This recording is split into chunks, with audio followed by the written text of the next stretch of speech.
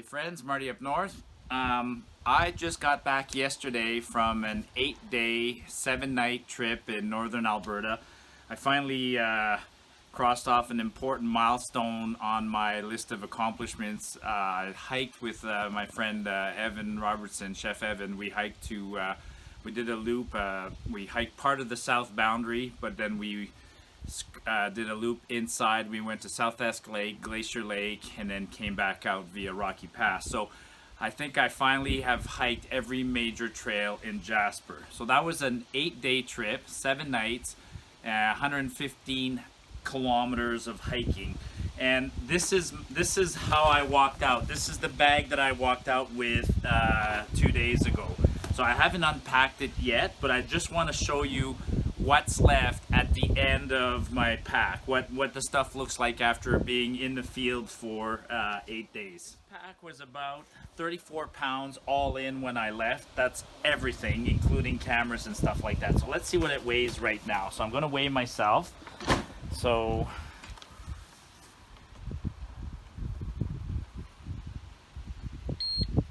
$183.8 with the pack over my shoulder. I am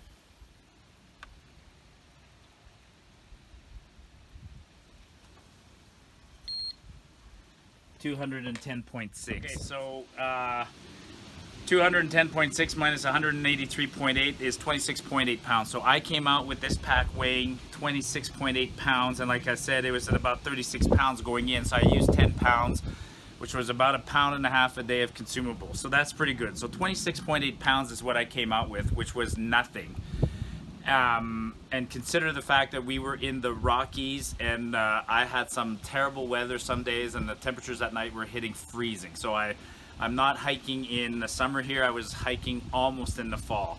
Now I'm gonna take apart, now I'm gonna open it up and show you what was left after the trip. All right, so on the outside of the pack, at the end of the trip, I have two things. So I have my Thermarest. My Thermarest is a Thermarest Neo Air, full-size Thermarest. I got that.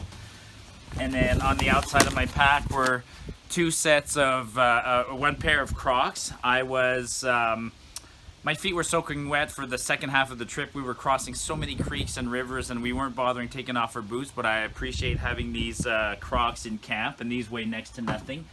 I would always wear a toque. And then my tent, which I've been using for well over a year. So my tungsten UL one person is the tent I brought on this trip. So that was hanging on the outside. And in the back pockets, there are no consumables. There's a chocolate bar. I'll throw that to the side. My empty Nalgene bottle, which I consider part of the base weight. Some people do not consider the bear spray part of the base weight. I would consider that part of the base weight, but I'm going to put it aside for now. And then insect repellent, a little bit left over, dish soap, and of course my Toaks Titanium 750, a cartridge of fuel in there, which is, I think, is base weight. So even though it's a consumable, I'm going to leave it in there. So that's what's hanging on the outside. And for comfort, the only comfort I had in terms of sitting down, we sat down in the dirt or on logs or on rocks, but I bring a cheap folding foam like this that tucks underneath. So now when I open it up, on the top, a pair of dry socks. I wasn't wearing my rain jacket on the last day, so I'm lucky that way. My trusted plastic mug, so I eat almost everything out of that. A puffy jacket, a first aid kit, which I consider base weight. One full canister of fuel that I never use. I'll leave that aside. Some toilet paper, some toiletries, whatnot. I don't care, that's base weight. Some ropes, my water filter, a few, my ditty bag. Now, my clothes. I have a lot of clothes that I brought with me on this trip. Now, the clothes are wet right now, so they weigh a little more than usual. So I have fleece pants that I slept in, all sorts of wet socks, a dirty t-shirt, more wet socks, shorts that I never wore once, I don't know why I brought a mask, but I had a mask in there. Another bag. I had an extra bag because we left supplies in camp for the last day on the way back. Some gloves, dirty underwear, another t-shirt, and something that I will not consider consumables or base weight, some fishing gear, so I'll put that aside. So all my clothes, okay? Now I had this is my food bag, and remarkably, I still have, and this is not base weight, but in my food bag, I had one full-blown emergency dinner and one lunch that were spare rations in case we took an extra day. And on the trail, I was, as it turns out, not very hungry, so I barely ate. You know, I had 4 chocolate bars. I ate 3 every day. I obviously didn't eat a breakfast one morning. I had an extra lunch that I never ate. So I've always said it. I packed a decent amount of food, but I tend to lose my appetite. I'd rather be looking for it than, or looking at it than looking for it. So I don't mind bringing a little extra food, but I had about 3 pounds of food left over after this trip. And then I'll leave the plates in there. I brought 2 plates, one for myself and one for Evan. One of the, you'll see in the video up and coming, we've been eating gourmet and we're not eating out of bags. And that's a challenge we set for ourselves, that we wanted to eat gourmet meals on the trail, and we had nice plates to do that with instead of eating out of a bag. I have a trusty saw, which was extremely handy. As you saw, I never used any fuel. I made, at last count, I think I made 13 fires on the trip, so I cooked almost everything on fires.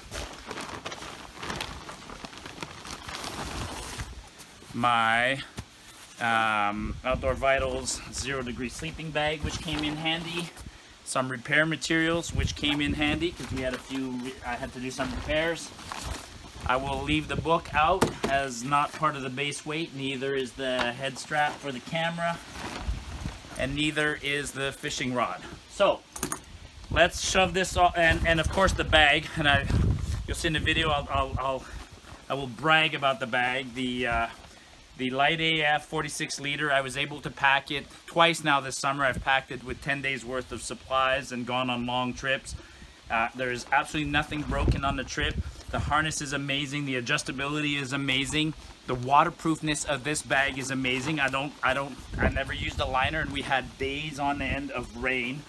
The only damage so far on this bag is a little rip here in the outside pocket. Otherwise, you know, this is 724 grams of game-changing technology. So just without too much fanfare, I'm just going to put everything in there real quick, real fast. Even the plates, put my saw back on there. This, my first aid kit, my water bottle, bitty bag, my cook set, my rain jacket, dry pair of socks, and I'll put them in the back here. Actually, the toque would have been on my head. I'll put this in there. I'm not too worried. I will put this in there, this in there, this in there, and I will bring this. So by my definition, this is my base weight. This is what's left after my trip. And there's an actual fuel canister in there that some people would argue is not base weight, and some people, I'll take out the bear spray even though I kind of think it's base weight. So let's see what this weighs now. I'm 183.8, and after I step on with this,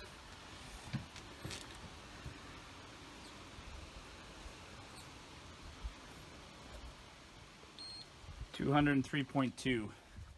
Okay, just as I said that, it's starting to rain. So my base weight for this trip, 8 days in the Canadian Rockies, where I never saw another human being for 6 days other than my hiking partner, where we encountered rain every day and snow and miserable conditions, was 19.4 pounds. I highly doubt that I could shave a lot more than that. I might bring it down to 17. I know guys are making claims of 9, 10, 11 pounds. I would not hike with somebody who is bringing 9 pounds of gear on the Southesk trip. Anyways, quick part of this series. You're going to see now, this is the video for the Southesk trip. It's probably going to be 3-parter, and you're going to be blown away, folks, because I went through 5 high mountain passes, gaining and losing hundreds of meters every day, and it was an epic trip. If you like this, hit the like button, give me a subscribe, and throw some comments on the bottom. Would you hike with somebody who brings a base weight in the northern Rocky Mountains in the month of September that was only bringing 9 pounds of gear? I wouldn't do it.